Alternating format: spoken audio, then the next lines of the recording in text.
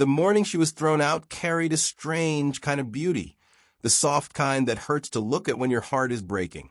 Dawn spilled across the dusty road in long blue gold ribbons, and Evelyn Hart walked barefoot through it, each step lifting a little cloud of powdery earth, as though the land itself was exhaling the truth she could no longer hide. Her torn dress fluttered behind her like a wounded bird's wing. The wooden door slammed shut behind her, a punctuation mark on a chapter she never meant to write. Her husband's voice still echoed in her ears, sharp and unforgiving, the way only a proud man's voice becomes when the world he wanted refuses to obey him. She didn't look back, but she heard every whisper. Townspeople were already gathering like vultures around a story, some peering through curtains, others leaning over porch rails with coffee cups halfway raised. Someone murmured, "That's the Carter woman. He finally threw her out." Another answered, "A wife who gives no sons gives nothing at all." Mrs. Abernathy said it loud enough for the wind to catch it and carry it after Evelyn like a curse. Evelyn kept walking, shoulders tight, hands trembling at her sides. Shame has a weight to it, heavy, metallic, impossible to hide. But she lifted her chin anyway, as if defiance alone could hold her together. Her husband, Marshall Boone Carter, had thrown her suitcase into the dirt after her, coins spilling around it. "For the stagecoach," he'd barked, "so you don't embarrass me standing around town." He'd spat the word Barren at her like it was a sin. She left the coins where they fell. Pride was all she had left, and pride can carry a woman further than a horse on its last legs. By the time she reached the outskirts, her throat had grown tight with unspilled grief. She stopped near an old water trough, its surface reflecting the trembling sky. Her knees bent before she knew she decided to kneel, and she cupped the cool water with shaking hands. Dust streaked her cheeks. She whispered, "I am still here," as though reminding herself that the world had not stopped simply because someone decided she wasn't enough. A distant rumble of hooves stirred the silence. Evelyn stood, brushing dirt from her skirt as a wagon approached. Dust spiraled around the tall horse, pulling it, and behind the reins sat a man carved of quiet strength, broad shoulders, a weathered hat pulled low, eyes softened by some long-ago sorrow. Beside him, barely visible, was a small girl holding a rag doll, her light brown curls dancing in the wind.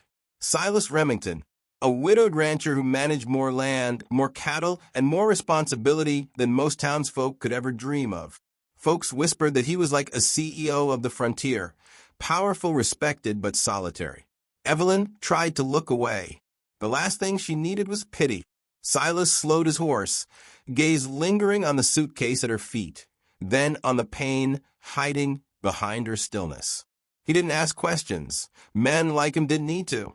Towns speak faster than river currents, and he had likely heard Boone Carter's shouting even for miles away. "Ma'am," he said, voice low and steady, "you look like you could use a safe place to rest." She stiffened. "I don't need charity." His eyes softened not with pity, but with understanding. "I wasn't offering charity, just a place to breathe." Before she could respond, the little girl peeked out from behind him and whispered, "Hi." Her small smile, shy and hopeful, cracked Evelyn's defenses. Something in her chest gave way, quietly, but completely. Silas tapped the wagon seat beside him. "You can ride with us, only if you want to." And Evelyn, who had been thrown away less than an hour earlier, found herself stepping onto the wagon for no other reason than the simple fact that a child had looked at her like she was human. The prairie opened before them like a slow-moving river. Tall grass shimmered in the morning light, whispering secrets as the wind combed through it. Evelyn held her suitcase tight, trying to shrink into herself. But Lydia May, the little girl, wiggled closer and placed half a biscuit into Evelyn's hand. She said nothing, just offered it the way lonely children offer trust. Silas guided the reins with an almost reverent calm. She noticed how he scanned the horizon, not like a man searching for danger, but like one appreciating the vast, breathing life around him.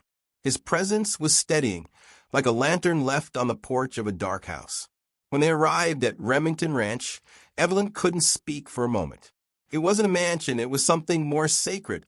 Horses grazed peacefully under the open sun, chickens clucked near the barn, and a wide porch with rocking chairs framed the house in warmth. It was a place clearly built from love, not vanity. Silas nodded toward a tidy little room near the back of the house. It used to be for ranch hands. You're welcome to stay, for as long as you need. He never touched her arm, never moved too close. He simply offered space, and after what she'd endured, space felt like the rarest gift. But gossip travels faster than mercy. Later that afternoon, a supply rider brought news from town. Mrs. Abernathy had already begun telling everyone that Evelyn had run off to Remington's ranch like a stray dog taking scraps. When Evelyn overheard, humiliation crushed her ribs like a vice. The next morning, she tried to leave. Silas found her at the gate, clutching her satchel like she might dissolve if she stayed any longer. Her eyes were red, though she lifted her chin bravely. "I won't ruin your name," she said. Silas studied her, the sunlight catching the quiet storm in his eyes. "A person is not a stain, Evelyn." The words settled around her like a blanket she didn't know she needed. So she stayed. She braided Lydia May's hair each morning, nimble fingers weaving tenderness into each strand. She mended Silas's torn shirts with the careful patience of someone who never felt useful before. The horses grew fond of her gentle hands. One even nudged her shoulder like it was telling her she belonged. Silas saw all of it, not with hunger or expectation, but with a growing admiration he kept tucked deep inside. That's the thing about men who've known loss. They learn to treasure quiet miracles. One afternoon, Boone Carter thundered up the ranch path, face red with fury. "She belongs to me," he yelled. Silas stepped forward, calm as a river stone. A man who breaks what he's been given has no claim to it. Boone lunged for Evelyn's arm. Silas moved between them so quickly the air seemed to snap. They didn't fight. Violence would have been too easy. Instead, they stood locked in a silent standoff, the kind that reveals the true measure of a man. Boone left without her, without dignity either. That night, Evelyn sat on the porch, hands shaking, as the sky folded itself into darkness. Silas brought her a cup of warm tea and sat beside her, not touching, not speaking, just presence. Lydia May wandered over and rested her head against Evelyn's shoulder, small and trusting. Something shifted then, quiet, but monumental. Maybe this, Evelyn thought, was what family felt like, not blood, not obligation, but tenderness chosen freely. A storm rolled in days later, winds howling across the plains like ancient spirits. Horses panicked in the barn. Lydia cried, burying herself against Evelyn's chest.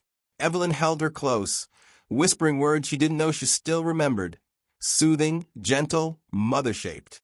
Silas stood at the doorway, watching her through the lightning flashes. The way she cradled Lydia, the fear flickering in her own eyes, the unspoken courage blooming beneath it. Rain soaked his hat brim, but he didn't move. When the worst of the storm passed, he found her standing on the porch, breath shaky, hair clinging to her damp cheeks. Lantern light glowed beside them, painting their shadows long and trembling. Silas took a breath. "Evelyn, you deserve a home where you're not measured by what you can give, but by who you are." Her lips parted, a soft, broken sound escaping. He stepped closer, not invading, just offering. "Would you come with me? Stay with us? Not out of need, out of choice." It wasn't a lover's confession. It was something deeper, an invitation to belong. Rain gathered in her lashes. She nodded, slowly, fully, like a woman stepping into her own skin for the first time.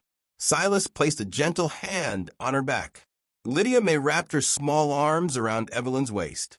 The lantern swayed in the wind, casting the three of them in a warm, golden halo. And Evelyn realized then she had never been barren. She had only planted her heart in the wrong soil. Here, it finally had room to grow. And maybe your story is like hers. Maybe the moment someone tries to discard you is the moment the world secretly begins reshaping itself to bring you where you were always meant to belong. The road you walk, dusty, lonely, cruel, might be leading you to hands that will hold your spirit gently. You are not defined by who threw you away, but by who sees your worth when you're certain you have none left.